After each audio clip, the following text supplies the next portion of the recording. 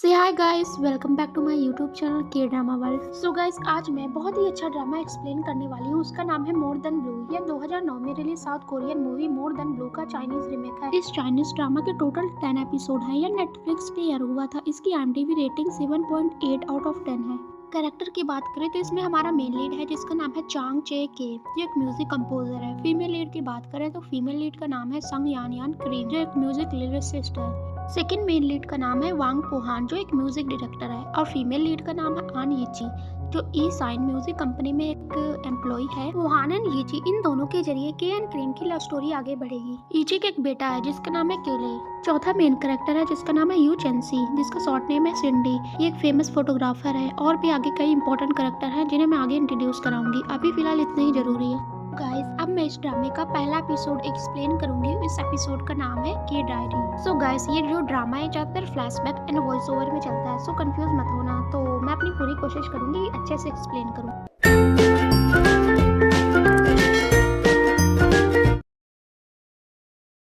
Episode की starting में हमारी मुलाकात होती है हमारे मेन लीड, जो स्कूल ग्राउंड में हाई स्पीड से दौड़ रहा होता है। वह एक स्कूल स्टूडेंट होता है। उसे एक लड़की छिपकर देख रही होती है। फिर बहुत ज्यादा दौड़ने की वजह से थक जाता है। वो जाकर बेंच में लेट जाता है। फिर वहाँ पर हमारी फीमेल लीड क्रीम आती है, जो कि स्मोकिंग कर रही होती है। तभी क्रीम के पास आती है, उसके ऊपर सिगरेट का धुआं डालती है, जिस वजह से के उठ जाता है। तभी के कहता है कि तुम क्या कर रही हो। क्रीम कहती है हम सॉरी। फिर वह उसे पानी देती है। जबकि पानी की बोतल पकड़ने वाला होता है, तभी क्रीम उसके फेस पे सारा पानी डाल देती है। फिर क्रीम जल्दी से उसके मुंह पे सिगरेट डालकर वहाँ से भाग जाती है। तभी वहाँ पर के टीचर आते हैं। वह के को अपने साथ पिटाई के लिए ले जाते हैं। जबकि के वहाँ से जा रहा होता है, वो पीछे मुड़कर देखता है।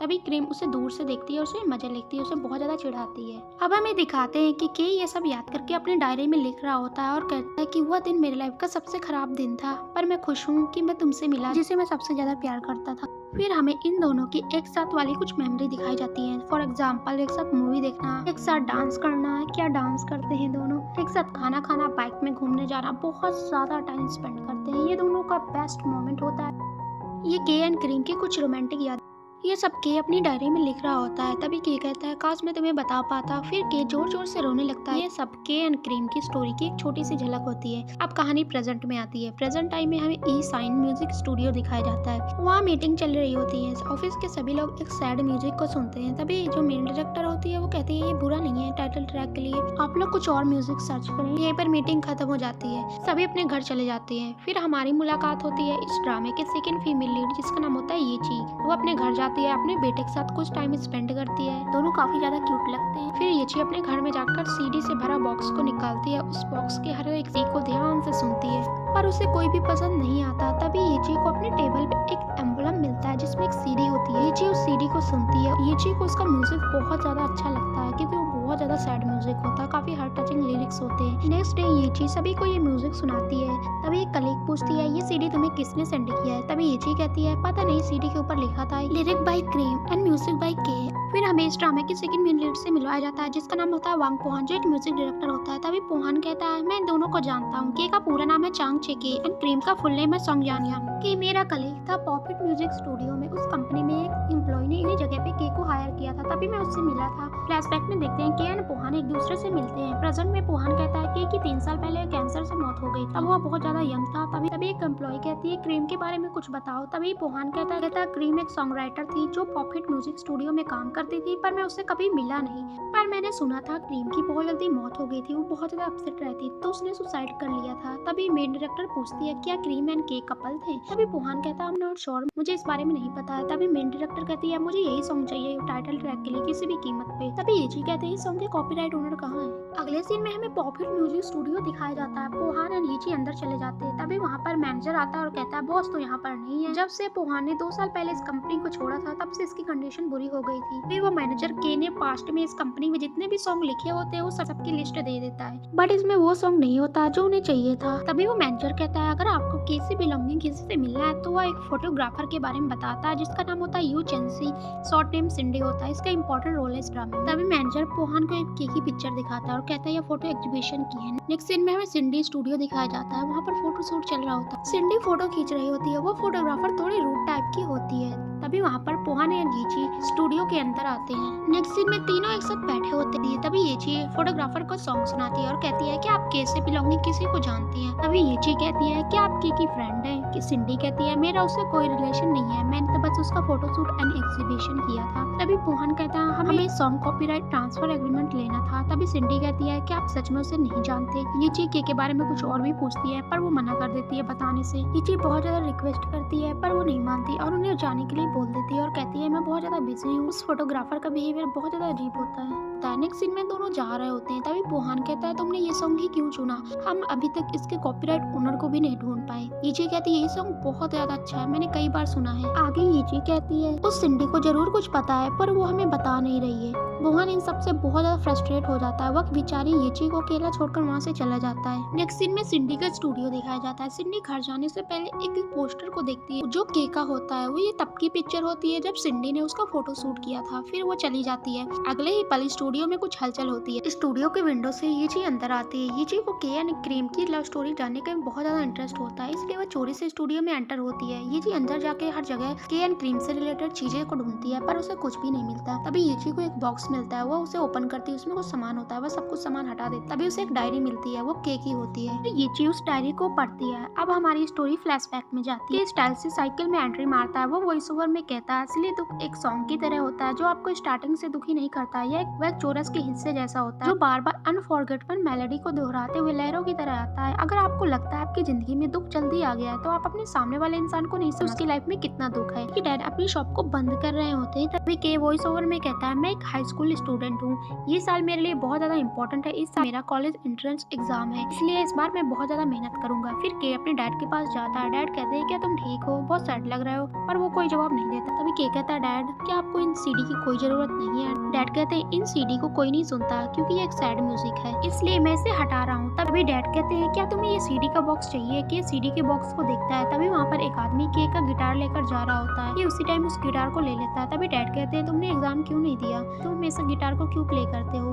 तभी के कहता है इस बार मैं बहुत ज्यादा मेहनत करूंगा। फिर हमें डैड एंड के बीच स्पेशल बॉन्डिंग को दिखाया जाता है। तभी के वॉइस ओवर में कहता है कि डैड को कुछ सालों से कैंसर है, इसलिए डैड के इलाज पर फोकस करने के लिए हमने डिसाइड किया है कि हम रिकॉर्ड स्टोर को बंद कर देंगे। नेक्स्ट सीन में के हॉस्पिटल में एक सैड म्यूजिक सुन रहा होता है। तभी डैड रूम के बाहर आते हैं। के डैड के पास जाता है और कहता है डैड आप ठीक है। डैड कहते हैं यस। फिर दोनों चले जाते हैं। नेक्स्ट सीन में के एंड डैड कार में होते हैं। तभी के डैड कहते हैं डॉक्टर ने कहा मेरे व्हाइट ब्लड सेल्स बिल्कुल नॉर्मल है, दवाई बहुत ज्यादा इफेक्टिव है। के हैप्पी होता है। फिर डैड के को एक सीडी देते हुए कहते हैं ये बहुत अच्छी सीडी है, तुम एग्जाम के बाद इसे सुनना और गिटार प्ले करना। फिर के सीडी को देख रहा होता है। तभी उसी टाइम कार का बहुत बुरी तरह से एक्सीडेंट होता है। यहीं पर सीन कट हो जाता है। ओपनिंग सीन में कार के एक्सीडेंट से सीडी टूट जाती है। के डैड का सीरियस एक्सीडेंट होता है। तभी के को होश आता है। वो बाहर जाकर कार की दूसरी साइड वाली डोर को ओपन करने की कोशिश करता है। तभी वहाँ पर एम्बुलेंस आती है और वह डैड को अपने साथ ले जाती है और के को भी। तभी के वॉइस ओवर में कहता है कि मुझे नहीं पता कि गॉड हमारे साथ ऐसे प्रैंक क्यों करते हैं, जैसे मैं और मेरा डैड इस एक्सीडेंट में सर्वाइव कर रहे हैं। डैड की कंडीशन बहुत खराब है, ये पूरी दुनिया मुझे लोनलीएस्ट कॉर्नर में ढकेलती जा रही है। अब स्टोरी 6 मंथ बाद की दिखाई जाती है। के हॉस्पिटल में आता है। डॉक्टर के को बताते हैं हमारे डैड को कैंसर बहुत तेजी से फैल रहा है, मेडिसिन भी बेअसर है, हमें बोन मैरो ट्रांसप्लांट करना होगा। के पूछता है कितना टाइम है। तभी डॉक्टर कहते हैं हम जो कर सकते थे हम वो कर रहे हैं। नेक्स्ट सीन में के डैड के पास होता है, उनसे बहुत सारी बातें करता है, उनके अब काफी ख्याल रखता है। नेक्स्ट सीन में के एक वुमेन से मिलने जाता है कि उसे अपने डैड के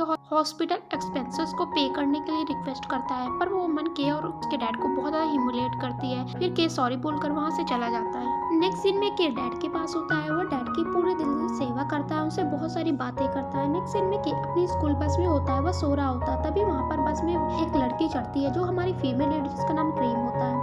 वो बस में जाकर बिल्कुल के सामने ही खड़ी हो जाती है। तभी के क्रीम के ऊपर अपना सिर रख लेता है। तभी क्रीम जोरदार थप्पड़ मारते हुए कहती है ये क्या कर रहे हो तुम। फिर के उसे सॉरी बोलता है। क्रीम उसे पागल बोलकर वहाँ से चली जाती है। के उसे देखता ही रह जाता है। नेक्स्ट सीन में के अपनी क्लासरूम में आता है। वह रूम में जाकर अपनी बेंच पे बैठ जाता है। तभी उसका दोस्त कहता है क्या हुआ तुम्हें, किसी से फाइट हुई तुम्हारी। तभी उसका दोस्त कहता है टीचर आ गई। तभी क्लासरूम में टीचर आती है और गुड मॉर्निंग बोलती है। तभी टीचर अनाउंस करती है आज हमारे स्कूल में न्यू स्टूडेंट ट्रांसफर हुई है। फिर क्रीम क्लासरूम में एंट्री मारती है। कि इंग्लिश की नोटबुक के पीछे छिपकर क्रीम को देखता है, ये बस वाली लड़की होती है। के कहता है ये क्यों आ गई। फिर टीचर कहती है तुम कहीं पर जाकर बैठ सकती हो। फिर क्रीम जाकर के सामने वाली बेंच को चुनती है जिस पर के का दोस्त बैठा होता है। फिर टीचर कहती है तुम यहाँ पर आ जाओ। फिर उसका दोस्त उस बेंच को छोड़ देता है। फिर क्रीम अपने बेंच पे अपना बैग रख देती है और बैठ जाती है। तभी क्रीम के से कहती है हाय नेबर। के क्रीम को देखकर स्माइल करता है। तभी क्रीम गुस्से में उसे बैग मार मारने लगती है और कहती है यू बास्टर्ड, तू क्या तुम मरना चाहते हो। फिर उसे बहुत मारती है। कुछ स्टूडेंट क्रीम को रोकते हैं, टीचर भी उसे बहुत रोकती है, पर क्रीम किसी की नहीं सुनती, वह मारती जाती है के को। अभी क्रीम कहती है तुम बहुत ज्यादा सेमलेस हो। मैडम कहती है बस करो। नेक्स्ट सीन में दोनों ऑफिस में होते हैं। तभी क्रीम कहती है मैम इसने मुझे बस में बहुत ज्यादा हरास किया, ये बहुत बुरा लड़का है। तभी के कहता है मैम ये बस मिसअंडरस्टैंडिंग है और कुछ नहीं, मैं तो बस में सो रहा था, ये पता नहीं कहाँ से बस में आ गई। तभी क्रीम कहती है जल्दी से माफी मांगो वरना अच्छा नहीं होगा। के कहता है क्या मतलब तुम्हारा। तभी टीचर कहती है के ने ये जानबूझकर नहीं किया होगा, मैं समझती हूँ क्रीम तुम बहुत अपसेट हो, पर वॉयलेंस तो गलत है, गलती तो तुम दोनों से हुई है, तुम दोनों को सजा तो मिलेगी, तुम दोनों आज स्कूल की सफाई करोगे। तभी टीचर कहती है क्रीम तुम अपनी क्लासरूम में जाओ और के तुम यही रुको, मुझे तुमसे कुछ बात करनी है। फिर क्रीम चली जाती है। तभी टीचर के से कहती है तुम्हारे इस साल के ग्रेड बहुत ज्यादा खराब आए हैं। टीचर कहती है मैं तुम्हें ब्लेम नहीं दे रही हूँ, आई नो तुम्हारी फैमिली की कंडीशन ठीक नहीं है, पर हमारा स्कूल स्टूडेंट के पार्ट टाइम जॉब को इंकरेज नहीं करता है, स्टूडेंट की प्योरिटी स्टडी करना है। तभी के कहता है मेरे लिए मेरे डैड ज्यादा इंपॉर्टेंट है, मेरे ग्रैंडफा गए हैं तब से मैं अकेला हूँ। टीचर कहती है क्या मैं सोशल ब्यूरो से बात करूँ। ये कहता है उसकी कोई जरूरत नहीं है, मेरे जैसे इस दुनिया में कई लोग हैं, उन्हें इनकी ज्यादा जरूरत है। फिर टीचर कहती है ठीक है। फिर के ऑफिस के बाहर आता है, क्रीम डोर पर ही खड़ी होती है, के उसे इग्नोर करके जाने लगता है। तभी क्रीम उसे रोकती है और कहती है क्या सुबह मिसअंडरस्टैंडिंग हुई थी। तभी के कहता है भूल जाओ उसे। फिर क्रीम उसके पास आती और उसे मारना स्टार्ट कर देती है, उसे जोरदार किक मारती है। के कहता है क्या तुम पागल हो, मुझे मार क्यों रही हो। क्रीम बेचारी की को मारती रहती है। फिर कुछ स्टूडेंट उसे बचाते हैं। अब तो पूरे स्कूल में वो फेमस हो गई थी। स्कूल बोर्ड पर रिवॉर्ड एंड पनिशमेंट नाम का पोस्टर लग गया था जिसपे लिखा था सॉन्गयान ने किसी को पीट दिया। सभी लोग इस बारे में गॉसिप करते हैं। कुछ लड़कियां कहती हैं वो कितनी बेरहम है, पीछे सब कुछ के भी पढ़ रहा होता है। फिर वह चला जाता है। तभी के का दोस्त उसके पास आता है और चलो हम लोग न्यू लड़की से डील करते हैं ताकि वो तुम्हें ना पीट सके। के को कोई इंटरेस्ट नहीं होता इसमें। तभी उसका फ्रेंड कहता है क्या वो तुम्हें पसंद करती है। के कहता है सीरियसली नो वे। तभी उसका दोस्त कहता है तुम 3 साल से यहाँ पढ़ रहे हो, आज तक तुम्हें किसी ने नहीं पीटा। ये कहता है क्या तुम पिटना चाहते हो। फिर उसका दोस्त चला जाता है। अब क्रीम जहाँ देखो वहाँ के को पीट देती है। ग्राउंड, क्लासरूम, सब जगह के को बुली करना स्टार्ट कर देती है। बेचारा क्लासरूम की विंडो से भाग जाता है। नेक्स्ट सीन में के सफाई कर रहा होता है। तभी क्रीम उसके पास आती है, उस डस्टबिन का सारा कूड़ा उसके ऊपर डाल के भाग जाती है। बेचारा के कुछ नहीं कर पाता। क्रीम हर जगह के को बुली करना स्टार्ट कर देती है। क्रीम तो अपने स्कूल की गुंडी बन जाती है। नेक्स्ट सीन में के स्टोर में होता है। तभी उसके हाथ में एक बुक होती है। यार ये कितना पढ़ता है, जब देखो इसके हाथ में बुक होती है। तभी स्टोर में क्रीम आती है। के क्रीम को देखकर डर जाता है।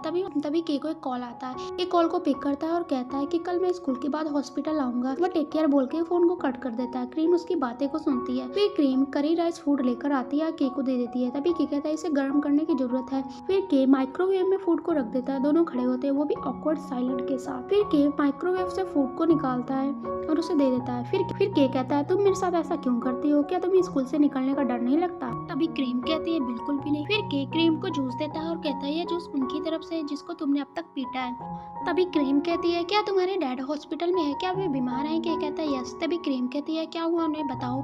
के को बहुत अजीब लगता है। तभी क्रीम कहती है डोंट वरी मैं तुम्हें नहीं मारूंगी। के कहता है सच में। आगे के कहता है मेरे डैड को कैंसर है। तभी क्रीम कहती है तो तुम पार्ट टाइम जॉब क्यों करते हो हॉस्पिटल के बिल पे करने के लिए।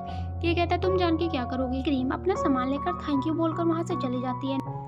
नेक्स्ट सीन में के क्लासरूम में सो रहा होता है। तभी उसका दोस्त आता है और कहता है चलो उस लड़की को सबक सिखाते हैं ताकि वो तुम्हें परेशान ना करे। के को कोई इंटरेस्ट नहीं होता। तभी वहाँ पर क्रीम आती है, के को फूड ला कर देती है, ये तुम्हारे लिए। ये बहुत ज्यादा शौक होता है। जो लड़की अब तक उसे बुली करती थी और सडनली इतना चेंज हो गई, कमाल है। क्रीम कहती है आई नो कल तुमने नाइट शिफ्ट की है और तुमने कुछ भी नहीं खाया है। के एंड उसका दोस्त बहुत ज्यादा शौक होता है। के का दोस्त क्रीम को देख रहा होता है। तभी क्रीम कहती है तुम मुझे ऐसे क्यों देख रहे हो, क्या तुम पिटना चाहते हो। फिर उसका दोस्त वहाँ से चला जाता है। फिर क्रीम बुक्स पढ़ने लगती है। तभी क्रीम एक पल के लिए स्माइल करती है। के तो उसका बिहेवियर देखकर पूरा शॉक मोड में चला जाता है। नेक्स्ट सीन में के हॉस्पिटल में आता है। हॉस्पिटल में अफरा तफरी का माहौल होता है। सारे डॉक्टर दौड़ के डैड के पास जाते हैं। ये भी दौड़ के डैड के पास जाता है। डैड की कंडीशन सीरियस होती है। डॉक्टर के डैड को बचाने के लिए पूरी कोशिश करते हैं। ये सब देख के बेहोश हो जाता है। अभी स्टोरी प्रेजेंट में आ जाती है। ये सब पढ़ के येची को बहुत ज्यादा दुख होता है। ये चीज नेक्स्ट पेज टर्न करती है। तभी उसे एहसास होता है कि बहुत टाइम हो चुका है, घर में उसका बेटा इंतजार कर रहा है। ये डायरी बंद कर देती है और तभी वो उठ के जाने लगती है। तभी वहाँ पर सिंडी आती है। वह जोर से येची के सिर पर हिट करती है। येची टेबल पर जाकर गिरती है। सिंडी कहती है क्या तुम चोर हो। बस यहीं पर एपिसोड खत्म हो जाता है। सो गाइस अगर आपको इस एपिसोड का सेकंड पार्ट चाहिए तो आप लोग मुझे कमेंट में जरूर बताना। वेल गाइस अगर आपको ये एपिसोड अच्छा लगा हो तो लाइक करके कमेंट में जरूर बताना। Thank you so much love and support के लिए। Thank you Sarang.